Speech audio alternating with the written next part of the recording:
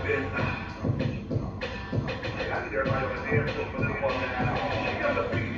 I've been down. I've been down. Good morning, everyone. Wait, I said that wrong. It is a great morning. Let's take some notes. Are you ready? I've been down, but I shake it off now. I've been down, but I shake it off. Okay, here we go. I didn't have my assistant with me today, but here we are.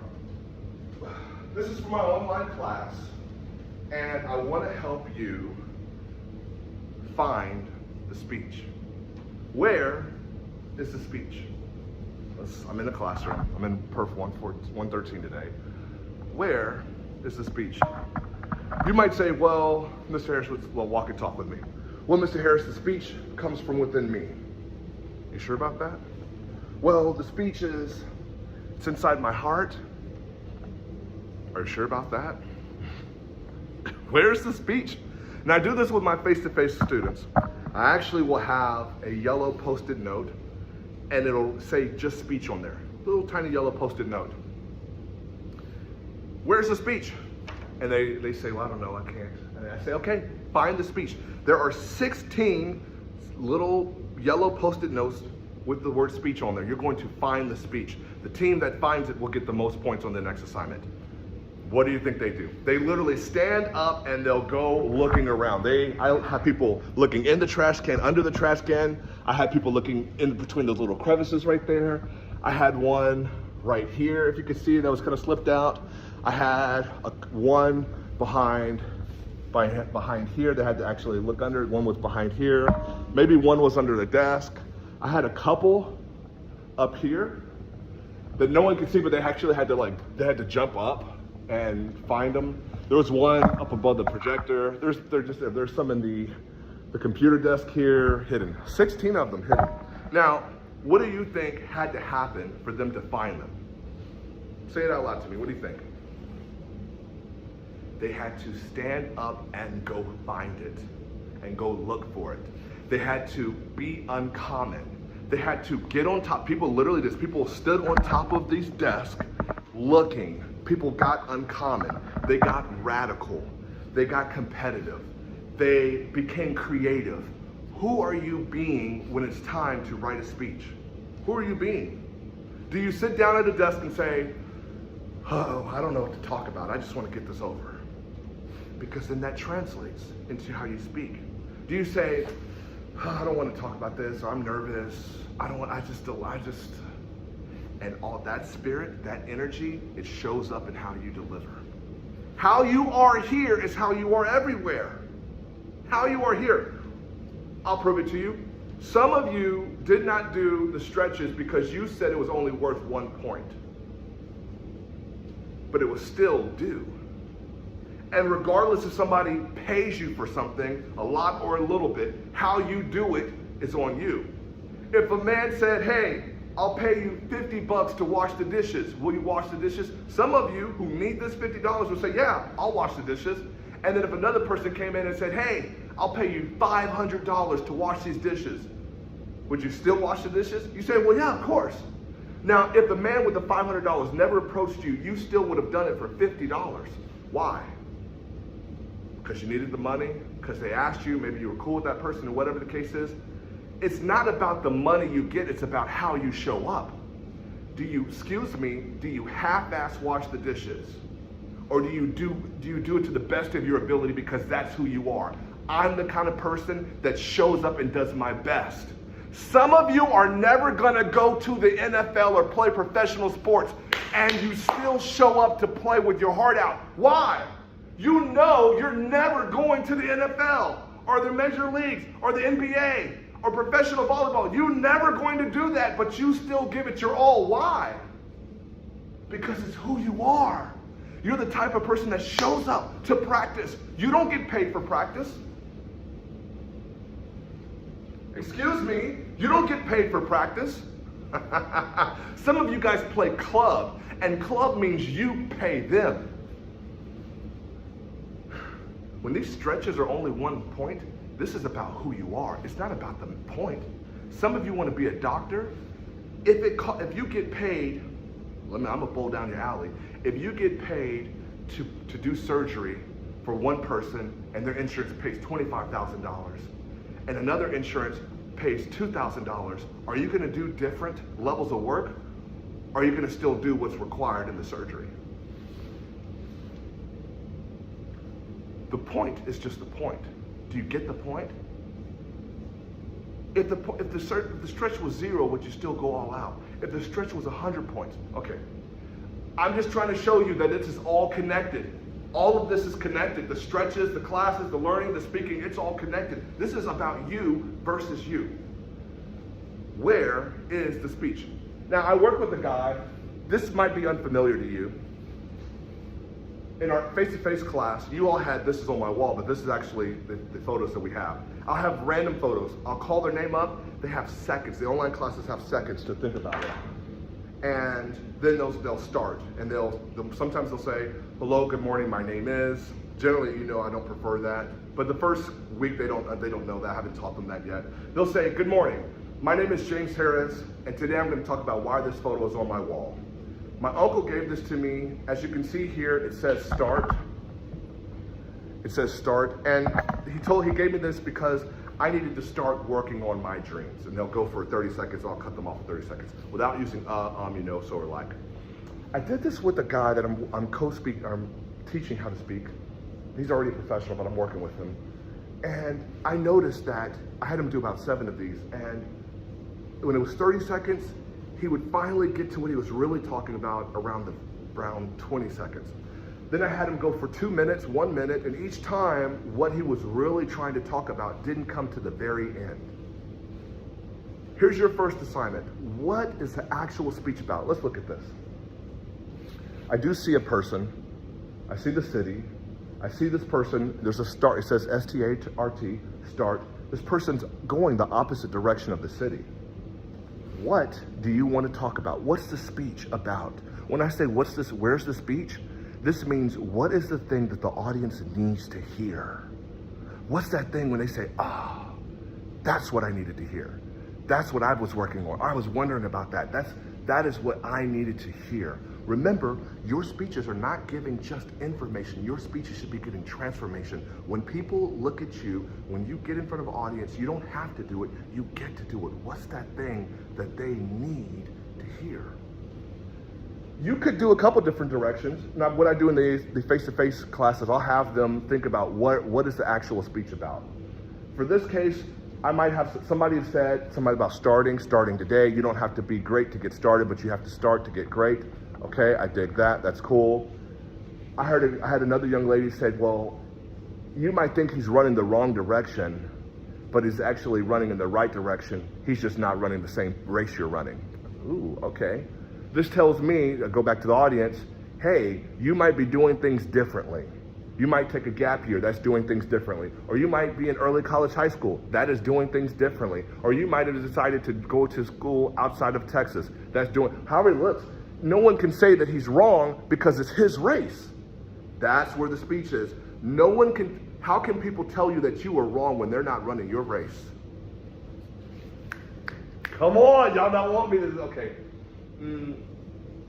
I had this thing, your destiny is in the direction of your decisions. If you keep thinking, if you keep with that thinking stinkily takes you a certain direction, if I could say it that way. If you keep thinking, I'm gonna mess up, well then your feet take you into, I'm gonna mess up, and then it becomes true. If you think, I'm going to college, well your directions, your feet are gonna take you in the direction of your decisions. You keep going that direction and you'll end up at that destiny based on your decisions. Does that make sense? Okay, let me play it again. You're gonna do this as an assignment. You're gonna tell me what the actual speech is about. Here's the next one, I'll give you this one. Give you 2 free. This says impossible. Obviously, most people will say, well, even the word impossible has I'm possible or it's possible. Okay, that's easy money. What's the speech about? Now, think outside the box here. Some of my students talked about framing. It's how you frame it. If you frame it a certain way, if you frame impossible a certain way, your focus is on possible. If you frame your hardships a certain way, if you frame your struggles a certain way, if you frame your stress and your situations, maybe if you, come on, your parents got divorced, that's me. If you frame the divorce a certain way, you'll see it differently. It's the same thing, but now your focus is different. I might compare this to a magnifying glass. Because of that frame, that's the scope, I'm now magnifying this one thing.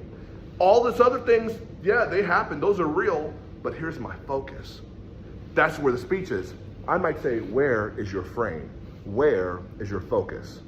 That's all I'm talking about. That is the thing that I'm talking about. I had another guy who was doing some good wordplay. Shout out to you, Jose. Jose said something to the effect of, even in your impossible, there's an L. Are you focused on the BS? He said, in my opinion, and now it was this whole wordplay thing that he did. It was really fire. But do you see? Where is the speech requires you stand up and go find it and go look. You're not just, you go ask somebody, hey, what do you see? And then you're bouncing ideas off of each other. If you don't have anybody bounce out of ideas, then it's up to you. Think it creatively, stand outside the box. Thinking, what can I say about this picture that somebody needs to hear? Every time you get in front of people. Today is Monday that I'm recording this. Yesterday I was at a person's house in Bernie, and I told her, I said, you get a chance to speak in front of people. It's not a chore. Somebody, you go with faith, saying somebody that I'm going to talk to in that room needs to hear what I'm going to say. And you might say, well, I'm just in early college, high school, just. I'm just a college student, just. It's just an assignment, just. Every time you get to speak in front of people, it can be casual or impactful. It's your choice. If it's casual, you're just checking a box off. If it's casual, you're just doing the do. But if it's impactful, you get to be a champion. You get to, remember Rita Pearson? You get to be a champion for somebody. Rita Pearson, I believe she passed away. She's never met me. I've never met her, but when she was on that stage, who was she being? She was being powerful and passionate and authentic. And because of that, I show her in every single class because of her being in that moment. What if people came to see you? What if it got to be more than just casual? What if it got to be impactful? Okay. I hope you're taking notes. The first assignment is going to be this. You're going to go through, I believe there's 20 slides. You're going to go through each slide and tell me what is the speech. Thinking creatively. Thinking creatively. Remember, this says you're impossible, so I'm impossible. Nah, bro, I already got that. I've already heard that. In fact, I've already heard 5 classes this semester already do this. My online classes, this is your chance to go and break my mind and say, I've never thought of it that way. What's something that we're not seeing? You'll just go slide to slide to slide and just blow our mind and say, okay, what's that thing? What is that thing that no one else saw? What's the speech? Where's the focus? What's the thing that you would spend about 30 seconds to a minute talking about? Now, this doesn't mean you're going to spend 30 seconds to 1 minute for each thing, but maybe, playing it out and seeing where is the speech? Oh, okay, I actually need to talk about, okay, we talked about frame, we talked about zoom. Another student did this isn't mine, but another student did this. He said, this M, possible, this M, that's not your M. Somebody just put it there. Then he took stickers and placed it on everybody with just I am. He said, that's not your M. Somebody just put it there. But if you take the M off, you are possible. He said, what labels have people put on you? That's the speech. What labels have people put on you? When people say you'll never be able to do that, you'll never be able to open that business, you'll never write a book, you'll never get married, you're gonna be just as your daddy, what is that M that people have put on you? And it's not your M because you are possible. Make sense? Okay. Let's keep going, I'm trying to make this video shorter, but it's gonna happen the way it's gonna happen. It's gonna be designed perfectly for you all. Okay. I believe I'm going to make 2 assignments out of this. This is short form speaking. This is short form. Short form, when I say short form, I mean 1 to 2 minutes. We're going to do another form that'll be a lot longer, but right now we're just doing 1 to 2 minutes. Let me get my, we just talked about framing. Let me get the framing right. Okay. AG. DC. The AG stands for attention getter. The very first words out of your mouth, that is your attention getter. You do not start with, good morning, my name is. Because somebody would have already said your name. Generally in the classroom, and even in your other classrooms, your teacher or somebody would say, or even if you're speaking at a conference, it's very rare that there's a cold opening unless you're the very first act. But even then, most people say, okay, round of applause for James Harris. Clap, clap, clap, clap, clap. Hi, so good morning. My name is James Harris. Fluff. Somebody just said your name. Hi, good morning. We're already past that. We're past that. The very first words out of your mouth. I've already told you, fire line, quote, story, question to the audience. Something that's swinging and piercing and biting. What is thought-provoking. Right out the gate, it's got to be bold. Okay? The very first words, you already know that. Now here is something that we've been struggling with. Face-to-face class for short online classes, DC. DC stands for dynamic conclusion. It's got to be dynamic. Student says, can I have a basic conclusion? If you want to be a basic speaker, then you'll get basic grades and you'll have basic results. It was a little bit of shade, but either or. Dynamic conclusion is the very last words out of your mouth. Remember, I said I never want to hear in conclusion. What's that thing that you can think, right? If I go back to the impossible slide, now that you know you are actually possible, when you remove the label of people calling you impossible or imperfect, remove that M and find out your true identity is not in what other people labeled you, but it's how you stand up for yourself. Thank you. Does that make you see that? You never have to say in conclusion. If you're going to summarize, then that's fine. You can summarize, and then comes the dynamic conclusion. Dynamic conclusion is where you're going to drop the mic. You don't literally have to drop the mic, but that's that thing where it's the last impression that you're going to leave on the audience. Okay, how else can I do this for you? Now here we have PEMS, PEMS. This is for your short form. For the longer speeches, I'm going to change it up to that. But here, you should have a prop. You can have a prop. Engage the audience somehow. Cool. You can have a metaphor. I love metaphors. Or you can have a story. Okay, props. You guys have already spoken with props.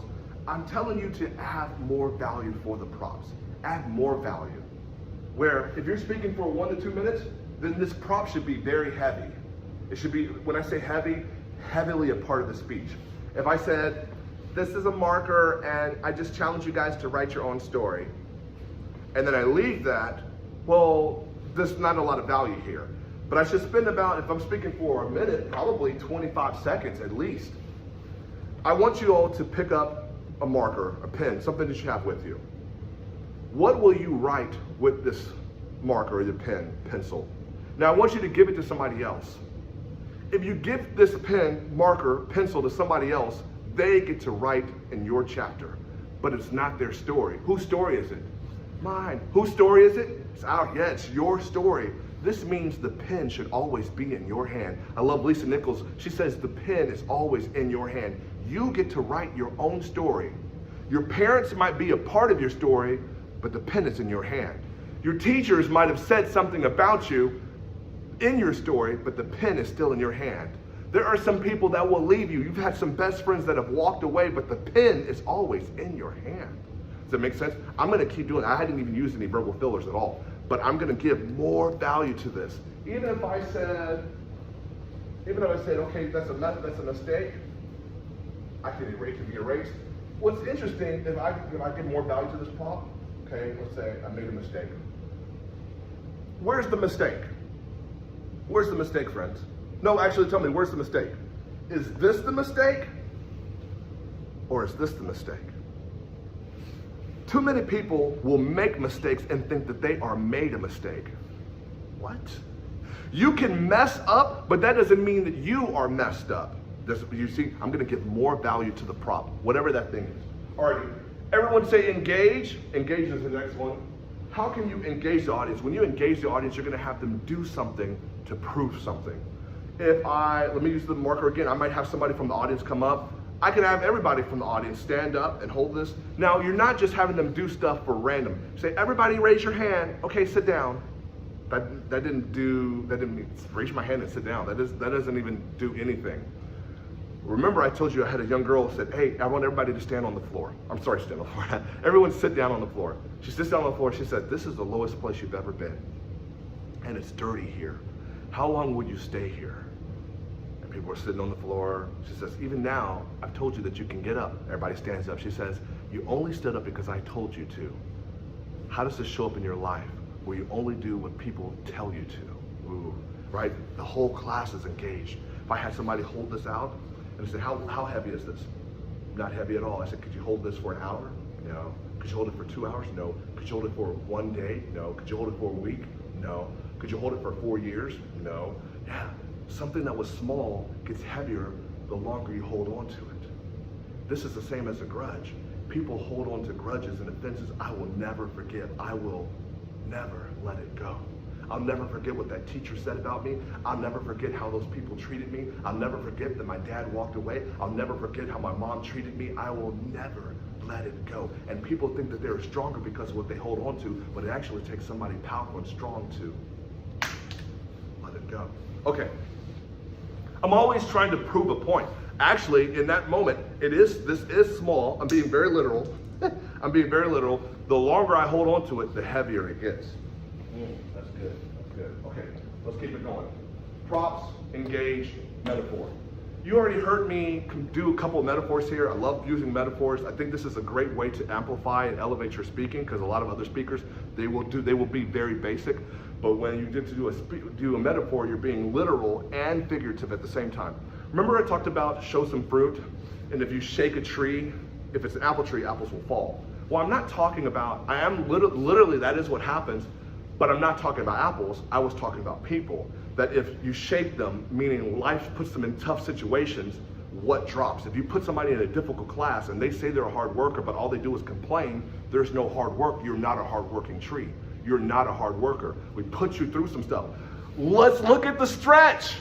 Let's look at the stretch. Let's compare to how you all did in your stretch to that very first day when you were introducing yourself, talking about, well, I'm a hard worker. Woo-wee! But you wouldn't even do the easy things because you thought that that was too hard. You are not a hard worker.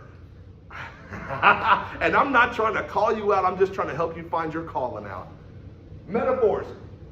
You're comparing something literal to something figurative and you're going back and forth. Obviously, you're not talking about the literal thing. You're talking about the people. You're talking about how life works, whatever that situation is. We're going to work on that more. Story. You've already heard me tell some stories. Turkey and the Bull, the hotel story, the Runyon Canyon story, the boy and the butterfly, the elephant and that's attached to the rope. Some of you guys know that. The farmer and the 2 pots. Some of you all know that as well too. The starfish story. You know the starfish story. Boys picking up starfish, throw them into the ocean. An old man comes up to him and says, young man, what are you doing? He says, well, I'm saving these starfish. The old man looks. The beach is riddled with starfish. And he says, young man, you'll never be able to make a difference. There's too many starfish. The boy considers this for a second, but he picks up a starfish and throws it back in the ocean and says, I made a difference for that one. Picks up another starfish, throws it back in the ocean and says, I made a difference for that one. Friends, they were both looking at the same thing, but they didn't see it the same way. Let me say that again. Both the old man and the young boy were looking at the same thing, but they didn't see it the same way. The old man saw the problem. Thousands of starfish. The old man saw the problem. The young boy saw himself as the solution. And he made a difference with 1. He made a difference with 2. Maybe he wasn't going to save all of those, but where he was, location, he made transformation. You see that? I can tell that story. That doesn't even take me a full minute to say. In your 1 to 2 minutes, because you guys are on the precipice of 1 minute, 1 good minute, but for sure in 2 good minutes, you're going to do both of these things. You're going to, sorry, let me say that differently. You're going to choose 2 of the 4. You can have a prop and a metaphor. You can have a story and engage. You can have, you don't need 2 props. You don't need 2 stories, but you can do prop and metaphor, story and engage, or however that works for you, and then you finish with your dynamic conclusion. I love this dynamic conclusion because sometimes I feel that y'all struggle with where you want to go. Where is this plane going to land? I've started strong. Many of you start really strong, and then okay, you've already done prompts. Most of you have already used prompts before. And then sometimes you've used engage, and then you don't know. You're waiting for Mr. Harris to call time. Or you say, well, I'm just trying to speak to a minute. That's not the goal. The goal is to speak with conviction and fire and passion and say something important until you're done. If you finish at 105, then that's what's up. If you finish at 110, then that's fine. For the 2 good minutes, if you finish at 205, then that's fine. You don't need to finish at 3 minutes because then that tells me you didn't edit it correctly. But if you finish at 207, 209, and you end your dynamic conclusion with a mic drop moment, that's what we're talking about. Okay, let me recap for myself. Your first assignment, I'm gonna post, well actually, let me do this. Take notes. I wanna know what resonated with you. What did I say? What resonated with you? What did I say? What resonated with you? That's the first assignment. The second assignment is I'm gonna send you the PowerPoint, and I want you to go through go slide by slide by slide, and I want you to find out where is the speech? What's that thing that only you see? Hey, ooh, I know for this one I should talk about this. What's coming up for you? What's powerful in that moment for you? You have 1 good minute coming up, and the 1 good minute, I'll just let it stand. But I would love it if you used one of these. If you used a prop or a metaphor or some sort of engaging. Obviously, you could engage. You could have a live audience, or you could engage me. If you said, Mr. Harris, I want you to pick up your keys. Okay, and I will actually do that. When I watch your video, I'll actually do that. Or if you said, I want you to put on your earbuds. Whatever I'm your audience. You should engage me. I should not just be sitting there watching your videos, listening to you ramble. I should be affected and impacted by you. I could be having a bad day and I watch your videos thinking, my goodness, they are snapping on this video. That every time you get in front of an audience, you have an opportunity to make an impact. This is not just a grade. Do you hear what I'm telling you? I told you, I'm in the business of changing lives. And I hope that for you too. For the 2 good minutes, you will need to use 2 of these. Strong attention getter, and then your choice of the PEMS, two of each, or 2 of 1, either PEMS, however you're going to do that, and then the dynamic conclusion, finishing strong. I know it says 2 good minutes, but if it takes you to 210, then that's what it takes. Obviously, for the 1 good minute and the 2 good minutes, you're doing this without verbal fillers, without you know, so and like. If it takes you a couple times to try, then it takes you a couple times to try. Then that's just what it is. But the goal is getting better. Let me finish with this. I know this is longer than what you anticipated. There's no 2 plus 2 in speech. In math, 2 plus 2 is 4. In math, 2 times 2 is 4. In math, 2 squared is 4. But in speech, that doesn't exist. What I mean by that is there's no true, the right answer. But there's skill sets that you're constantly trying to build. I'm number 8, well, technically number 4, top 8, but I'm technically number 4 in the world. And I don't say that bragging. That just is, those are results. My goal is to get number 1, but even me, I'm always still learning. I've been doing this longer than most of you have even been alive. There's no 2 plus 2, you're always trying to get better. There's always something new that I can learn, that I can improve, that I can enhance, that I can work on. Does that make sense to you? There is no, I did it. I should just get a grade. Was it your best? Because soon you'll be graduated to college. Who is going to push you to your best? And there have been too many teachers, I'm calling them out, too many teachers that just let you settle because they don't believe in you. You want the easy route because these teachers don't believe in you, but I do, and I'm only settling for your greatness. Let's work.